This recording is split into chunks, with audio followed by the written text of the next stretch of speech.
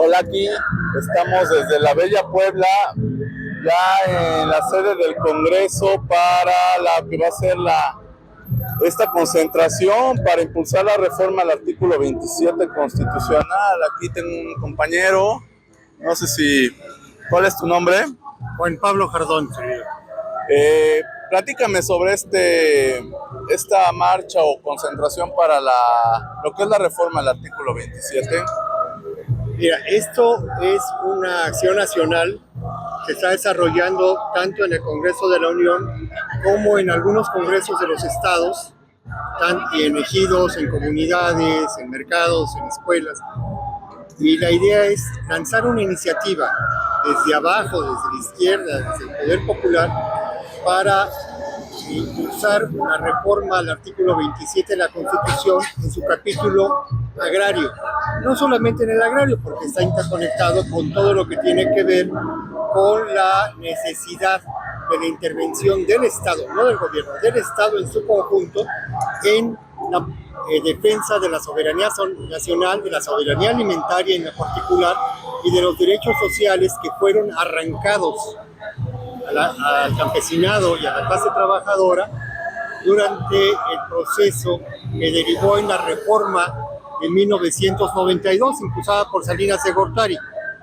Esa reforma fue producto de toda una maquinación muy larga que tiene que ver con el fraude electoral del 88, que tiene que ver con el asesinato de muchos militantes, sobre todo provenientes de la vieja izquierda, del Partido Comunista, del PMT, de los 600 y tantos muertos que tuvo el cardenismo en el PRD en ese momento y que fueron traicionados por su dirección nacional al final.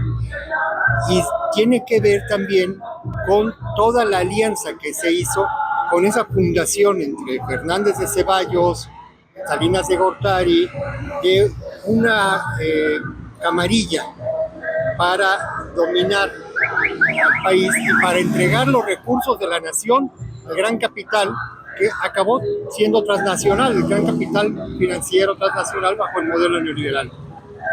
Este es importante para lo que va a ser también los derechos de la soberanía alimentaria hacia la gente. ¿Qué efectos podría tener en caso de que esto se... El mero hecho de tener una reforma de fondo al artículo 27 que devuelva a las asambleas ejidales y a las asambleas comunales la primacía sobre lo que se va a desarrollar y cómo se va a modernizar, y también que le dé al Estado la capacidad de impulsar un modelo de desarrollo diferenciado del que nos han impuesto, tiene que ver incluso mucho con lo que sucedió ayer en el primer informe de gobierno de la presidenta Sheinbaum. Cuando ella dice que tenemos dentro del Plan México, en donde no están incluidos ni los trabajadores ni los campesinos de este país, ni las campesinas, tiene que ver con que esa modernización y esa actualización satisfagan las necesidades sociales. Y esa satisfacción de las necesidades nos permitirá depender menos de las importaciones, sobre todo de granos, que es donde tenemos el peor déficit, pero de muchos insumos alimentarios. Decía nuestro amigo Paco Ignacio Taibo hace algún tiempo, cuando vino a Puebla, si nosotros partimos la mesa en dos, la mitad es importado. Tenemos un grave problema con eso. O no es importado, pero es manejado por las grandes empresas transnacionales. Otro tema que tiene que ver con esto es la distribución, la realización, dicen los economistas, de la mercancía proveniente del campo. Aquí tenemos un grave problema, y en Puebla es particularmente grave. Aquí no tenemos mercados públicos, todo sería concesionado a las grandes cadenas de piso, pero a los campesinos se les obliga a la estandarización. Si uno compra un aguacate en un Walmart, por decir algo, un Chedraui, en una tienda de piso, estas empresas venden un estándar de productos y todo lo demás se va a mermas y no tiene canales de comercialización.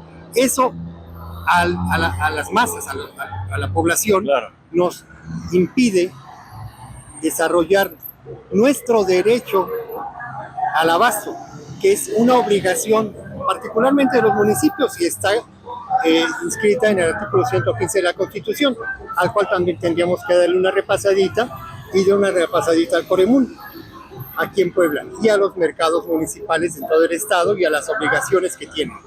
Pero el gran tema de toda esta reforma tiene que ver sobre todo con el rescate de todo lo que de aquello que se inscribió en el Plan de Ayala, que son derechos sociales, derechos colectivos. Nos metieron en la cabeza la idea de que priva en la necesidad, la mentalidad privada, la necesidad de hacer negocio, cuando lo que hay que hacer es bienestar. No es buscar la ganancia por la ganancia misma.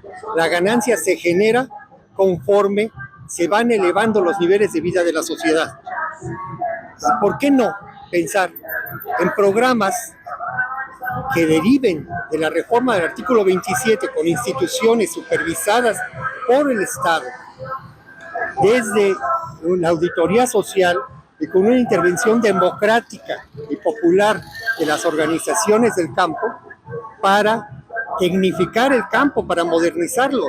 Ya no estamos pensando en el campesino de la COA, estamos pensando en bodegas, estamos pensando en siembra con última tecnología o con tecnología que no necesariamente en cosecha de agua. Simplemente en Puebla tenemos un déficit de agua y una privatización del agua infame.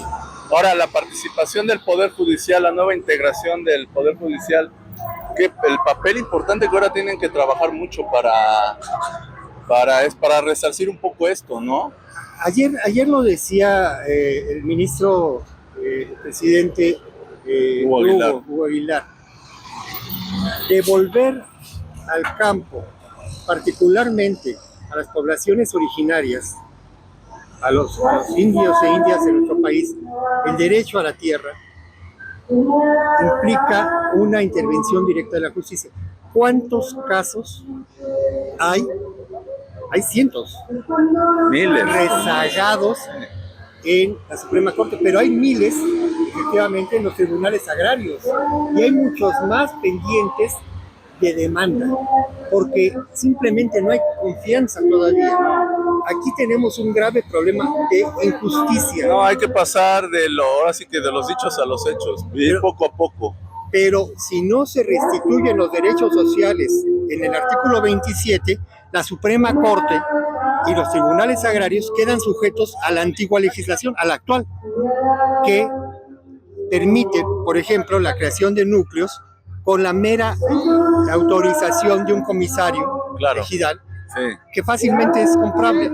Ese es algo que nos ha sucedido en muchas comunidades, y así se han generado núcleos urbanos de manera tan irregular que no tienen servicios.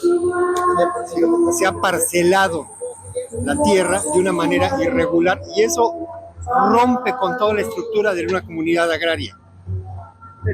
Necesitamos volver a pensar, tanto a nivel urbano como a nivel campo, en el beneficio social, ¿sí? En el beneficio colectivo, pensar como colonias, como comunidades habitacionales, no como personas dentro de nuestra casa.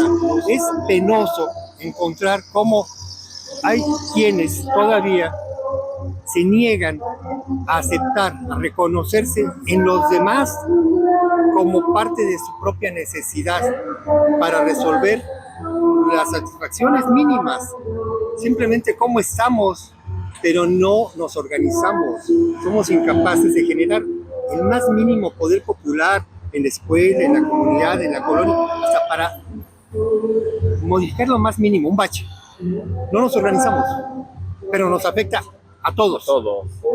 Igual en el campo es tan dramática la situación que de 5 millones, fíjense, 5 millones y cachito de campesinas y campesinos son los que mantienen las necesidades básicas del país. Pero durante la revolución hace 100 años murieron 1 millón de personas, la mayoría campesinos. Y fue el otro millón sobreviviente el que rescató y rehizo al país y permitió capitalizarlo y modernizarlo. Ya le debemos mucho al campo y los hemos traicionado y una y otra vez con esta apatía. Oye, es parte de esa transformación de ahora que tiene que darse ya. Yo creo que hay que profundizar. Sí. Es decir, la transformación no es un proceso parejo. No. Yo veo muchos avances, por ejemplo, a nivel federal, pero en otros niveles es muy cuestionable lo que sucede en muchos estados y sobre todo en los municipios. Eso depende más de lo que hagamos desde abajo, como personas, como ciudadanos, como quienes reclaman derechos que son irrenunciables, ¿sí? No es un asunto de que el gobierno no hace nada. No, nosotros tenemos que forzar a las autoridades que hemos electo para que procedan a las modificaciones que son necesarias y no para que estén actuando únicamente en favor de los intereses. Eso es prolongar el neoliberalismo. Sí, claro. Si nosotros no nos organizamos, el neoliberalismo va a ser campante. Porque eso, la política es un juego de fuerzas, decía Maquiavelo. Siempre es una disputa por poder.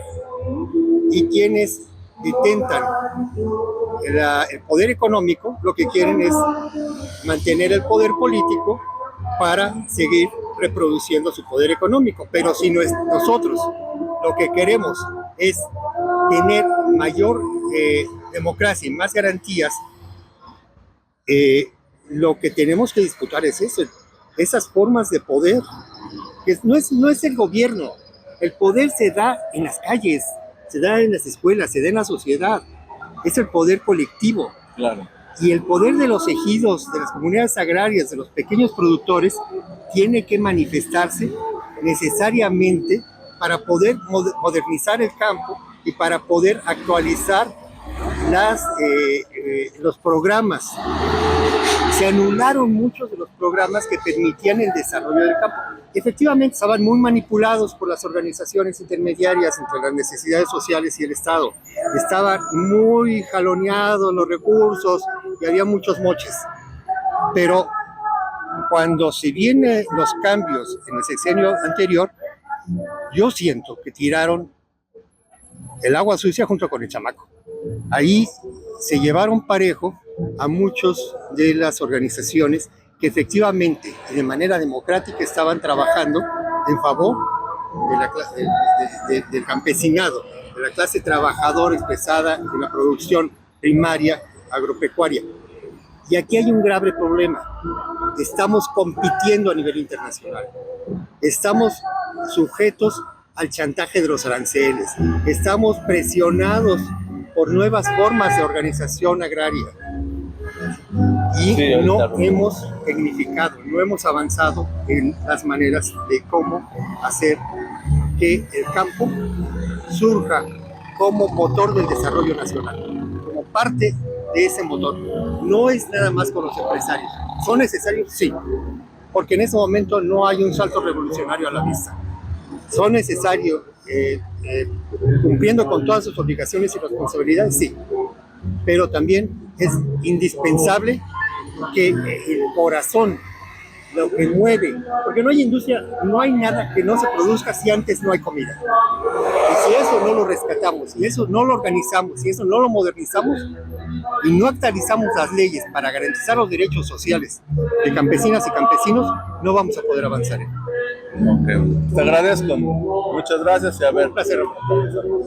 Saludos, muchas gracias, ya ven lo que sucede y es importante la importancia de esta reforma al artículo 27 para dar un cambio también ahí, dar justicia al campo.